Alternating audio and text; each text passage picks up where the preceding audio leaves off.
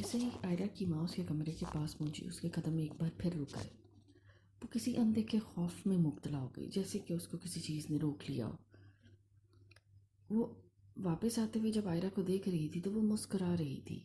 अभी भी इतने शोर गुल के बाद, इतनी चीखो पुकार के बाद भी आर्या के आने के कोई इशार नहीं थे। ये बात उसको और परेशान कर रही थी। जैसे उसने आर्या के कमरे का दरवाज़ा खोला, आर्या ऊंधे लेटे हुए कारपेट के ऊपर कुछ अपने नाखूनों से खींच रही थी।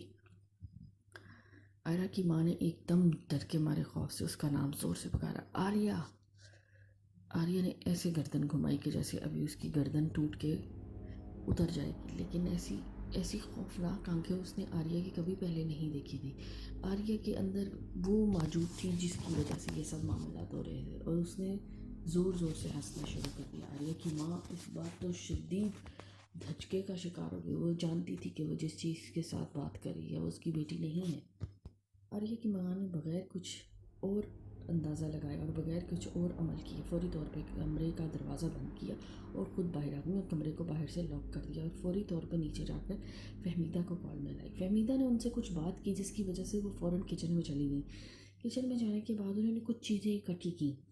वो क्या चीज़ें थी, वो फ़ौरन तेज़ी से आयतल कुर्सी पढ़ते हुए कुछ चीज़ें इकट्ठी कर रही थी। इतनी ही देर हुई थी कि तकरीबन आधे घंटे के बाद दरवाजे पे एक बेल बजी। दरवाजे पे बेल बजी तो उसकी जान में जान आई। आर्या की माँ ने देखा कि फहमीदा अपने साथ एक बुज़ुर्ग लेके आई हैं, जो कि तकरीबन 50-55 साल की उम्र के एक बुज़ुर्ग हैं, और उनके चेहरे की नूरानियत और उनके लिबास से ये पता चल रहा है कि फहमीदा ने जिनका जिक्र किया था ये वही बुज़ुर्ग हैं।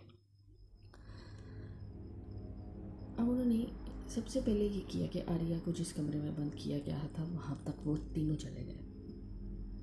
जब उन्होंने आर्या को आवाज़ दी, आर्या ने कोई जवाब नहीं दिया। आर्या की माँ ने एक दफ़ा दोबारा जो उसको पुकारा, आर्या बेटा क्या कर रही हो, आर्या तुम मेरी बात सुन रही हो? उसने कोई जवाब नहीं दिया। फिर उन बुज़ुर्ग बाबा जी ने कुछ पढ़ना शुरू किया। पढ़ते रहे। जैसे ही अभी 2 मिनट भी नहीं थे गुजरे, अंदर से चीखने की आवाज़ें आने लगी। आर्या की माँ बहुत परेशान हो गई। वो बोलने लगी कि मेरी बच्ची को कुछ हो तो नहीं जाएगा। फहमीदा ने उनको तसल्ली करवा दी कि ऐसी कोई बात नहीं, आप परेशान ना हो, ये बहुत अच्छे नेक बुज़ुर्ग हैं, ये सब आपका मसला हल कर देंगे। बिल्कुल ऐसा ही हुआ। उन्होंने पढ़ते गए और उन्होंने कहा कि ठीक है। वो कुछ दरवाजे को घूर के देखते रहे और कुछ समझते रहे कि आखिर इसमें ऐसी कौन सी बात है, ये क्या देख रहे हैं। फहमीदा और आर्या की माँ की समझ से बाहर था। उन्होंने दोनों खातून को नीचे बुलाया कि नीचे चलिए। नीचे उन्होंने जाकर टीवी लॉन्च में एक गोल सा दायरा बनाया जिसमें 8 मोमबत्तियाँ लगाईं और ख़ुद बोला कि दायरे के बीच में बैठ जाए।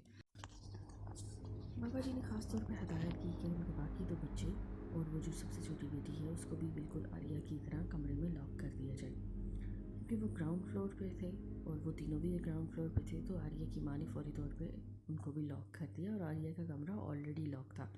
बाबा जी ने तीनों को दायरे में बैठाया 3 कोनों में और 8 मोमबत्तियों को जला दिया गया। अब बाबा जी कुछ पढ़ने लगे। जैसे ही वो पढ़ने लगे, ऊपर वाले कमरे से आर्या की चीखने की आवाज़ें आने लगी और बोलने लगी, मुझे निकालो। अभी तक तो ये आवाज़ें सिर्फ आर्या की अपनी आवाज़ नहीं थी। जिस तरह टाइम गुजरता जाता था और बाबा जी पढ़ते जाती थी, आर्या की आवाज़ में तब्दीली आती जाती थी। ये कैसी तब्दीली थी, उसमें क्या वजह थी कि जो वो इस किस्म की परेशानी में डर गई। उसके बाल खुले हुए, उसकी आंखों के दायरे गिर्द काले स्याह हो गए हुए थे। बाबा जी ने बताया कि आर्या का एक ऐसा अमल है जो उसके वालिद की वफ़ात और उसकी बहन अनामिया के बाद करती गई है, इसका उसकी माँ को बिल्कुल इल्म नहीं था। बावजूद आर्या की चीखों पकार के उन्होंने किसी तरफ तवज्जो नहीं दी और वो मुसलसल पढ़ते रहे। इसके बाद उन्होंने एक पानी पे दम किया।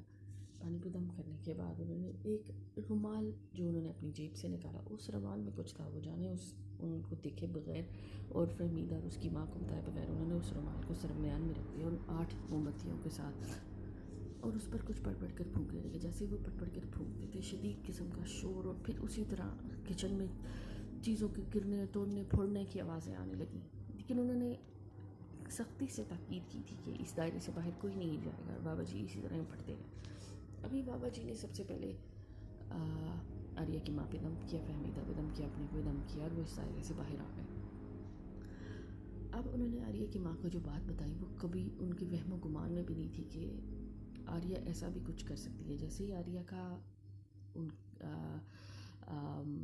पेपर ख़त्म हुआ और उसकी सिस्टर बाबा जी ने आर्या की माँ को वो बात बताई जिसका आर्या ने कभी अपनी माँ से जिक्र नहीं किया था।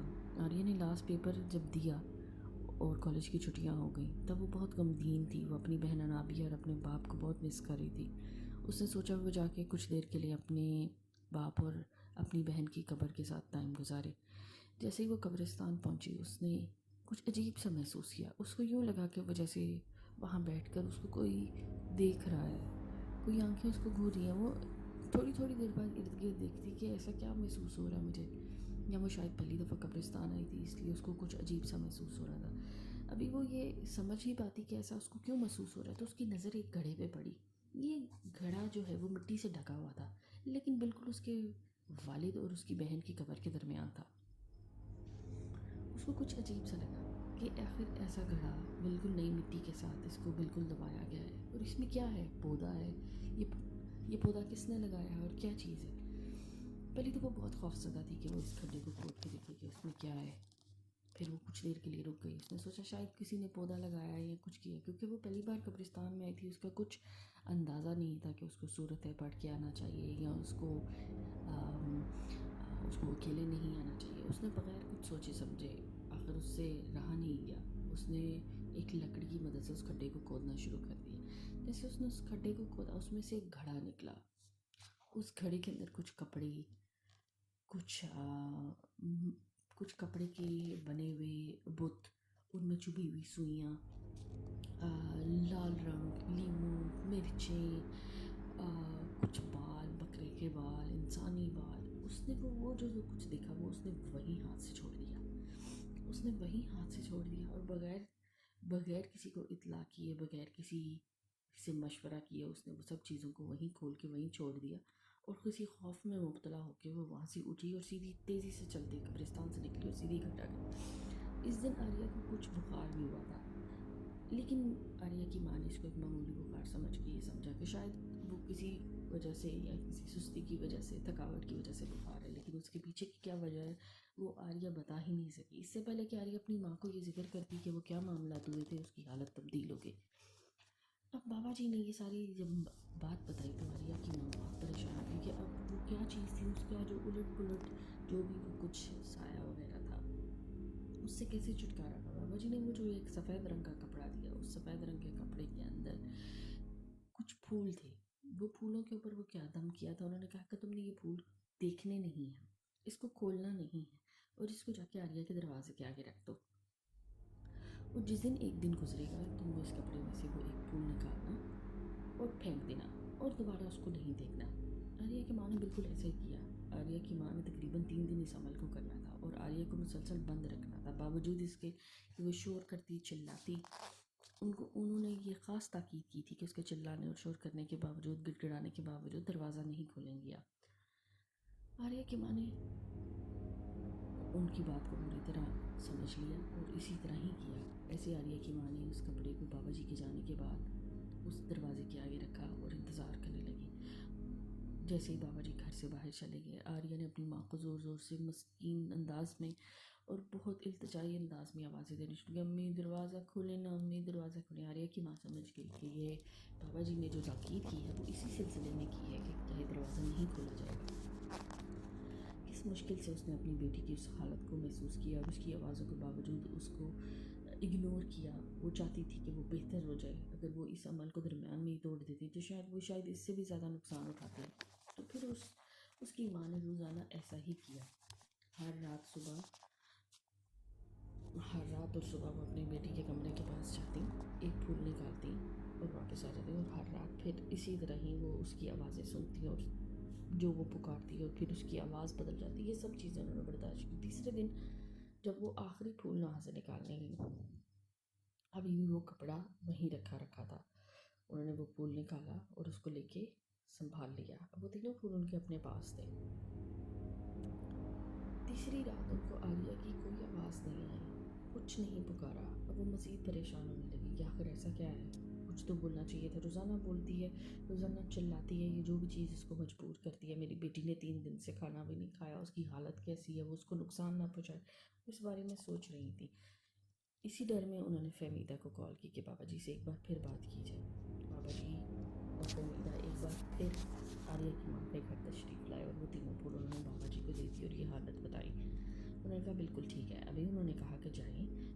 बिल्कुल इसी तरह ही दायरा खींचा गया, 8 मोमबत्तियाँ जलाई गईं और आर्या को और फ़हमीदा को कहा, आर्या की माँ को और फ़हमीदा को कहा गया कि जाके दरवाज़ा खोल दें और फ़ौरी तौर पे नीचे आके इस कमरे में बैठ जाएं, लेकिन इस तरह जाइएगा कि उसको मालूम ना चले कि दरवाज़ा खुल गया।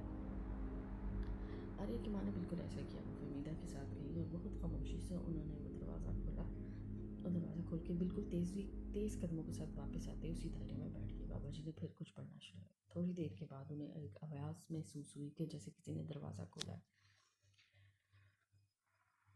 आर्या एक अजीबोगरीब सी हालत में सीढ़ियों से नीचे चलती हुई आ रही थी। उसके बाल बिखरे हुए थे, उसके जिस्म पे अजीबोगरीब से लाल और काले रंग के निशान थे, उसकी आंखें गहरी काली थीं और वो एक लागर जिस्म के बुत की तरह चलती हुई नीचे उतर रही थी। वो नीचे चलती हुई आ ही रही थी कि वो सीधे उसने बाबा जी की आंखों में आंखें डाल के देखा और फिर आके कुछ फासले पर उसी दायरे से दूर बैठ गई। बाबा जी ने फिर से कुछ पढ़ना शुरू किया। वो पढ़ना शुरू किया और एक एक करके एक जब भी वो कुछ पढ़ते फूल फेंक देते आर्या की तरफ। आर्या वो फूल उठा लेती। फिर दूसरी दफ़ा बाबा जी कुछ पढ़ते, कुछ देर के लिए पढ़ते, मोमबत्तियाँ इसी तरह ही जलती रहीं और आर्या की तरफ दूसरा फूल फेंक देते। हमें ये सिलसिला चल ही रहा था कि यह आखिरी फूल था और बाबा जी के जहन में एक ऐसी बात थी जो उन्होंने अब फ़हमीदा और उनकी माँ से की कि अगर इसने ये तीसरा फूल उठा लिया तो इसका मतलब है ये ठीक हो गए हैं। अगर ये इसने तीसरा फूल नहीं उठाया तो इसका मतलब है कि हमें एक सख्त जान चीज़ से मुकाबला करना पड़ेगा। हमें एक ऐसा मुकाबला करना पड़ेगा जिसके लिए अब हम तैयार रहना चाहते हैं। आर्या की माँ शदीद किस्म की परेशान थी, लेकिन उसको क्योंकि अपने अल्लाह पर यकीन था और अल्लाह के कलाम पर यकीन था, इसलिए उन्होंने बहुत दिल से दुआएं करनी शुरू कर दी कि या अल्लाह मेरी बेटी को ठीक कर दे और आर्या ये फूल उठा ले। बाबा जी ने कुछ पढ़ना शुरू किया। थोड़ी देर के लिए रुके, फिर कुछ पढ़ा, फिर थोड़ी देर के लिए रुके, उस फूल पे आखिरी दफ़ा दम किया और फूल बाहर फेंक दिया। आर्या की माँ, फ़हमीदा और बाबा जी एक टिक आर्या की तरफ देखते रहे कि अब वो क्या करेगी, वो फूल उठाएगी या नहीं उठाएगी। अभी वो इसी शशोपंज में थे, इसी परेशानी में थी कि आर्या उठी, खड़ी हुई और आकर उसने वो फूल उठा लिया। जैसे ही उसने वो तीसरा फूल उठाया और वो एकदम ज़मीन पे गिर के ढेर हो गई। बाबा जी ने फिर कुछ पढ़ना शुरू किया। तीनों पर दम किया, अपने आप पर, फ़हमीदा पर, उसकी वालदा पर और 8 मोमबत्तियों को बुझा दिया गया, दायरे से बाहर आ गए। और उन्होंने ख़ास तौर पे ताकीद की कि आर्या को मुसलसल 3 रोज़ एक पानी का गुसल दिया जाए। जो पानी बाबा जी ने दम किया था वो पानी से उसका गुसल देंगे। इस पानी से आर्या को गुसल दिया जाए, इसको बाकी बच्चों से दूर रखा जाए। 3 दिन तक मुसलसल उसको माँ ने इसी तरह ही किया, उसको गुसल दिलाया, उसके ऊपर दम किया और उसको बाकी बच्चों से दूर रखा गया। चौथे दिन आर्या अपनी मामूल की तरफ आना शुरू हुई। उसमें इतनी थकावट थी, इस कदर वो परेशान और ऐसी लागत थी कि वो अपनी माँ से अपनी असल आवाज़ में बातें करने लगी, जैसे कि वो बहुत अरसे से बीमार है और उस बीमारी के बाद उसको थोड़ा सा सुकून मिला तो वो अपनी माँ से बात करने लगी। उसकी माँ ने आर्या से इस बात का कुछ जिक्र नहीं किया कि वो किन हालात से गुजर रहे थे। ये सब तफसील उन्होंने इसी तरह एहतियात से 3 दिन तक पूरी की।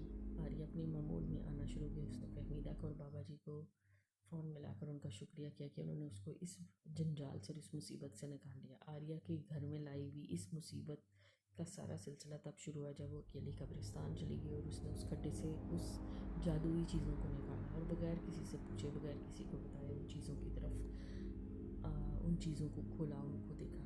इससे पहले कि वो किसी से ये जिक्र करती, उस बदबला जादू की ज़ेरे असर जो भी वो बला थी वो आर्या के साथ उसके घर आ गई और उसके साथ साथ बाकी बच्चों को भी नुकसान पहुंचाने की कोशिश की। अगर वो वक्ती उसी वक्त उसकी आर्या की माँ अगर बाबा जी से रुजू ना करती तो शायद वो इस सिचुएशन को समझने तक वो आया व जो साया वो इसी घर में अपना ठिकाना बना लेता और फिर शायद वो कभी भी ना जाता या आर्या की माँ को इससे ज़्यादा मुसीबतों का सामना करना पड़ता। लेकिन आर्या बिल्कुल ठीक थी, वो नॉर्मल थी और वो बाकायदगी से नमाज़ पढ़ती थी, अपने छोटे बहन भाइयों के साथ उठना बैठना खाना शुरू किया।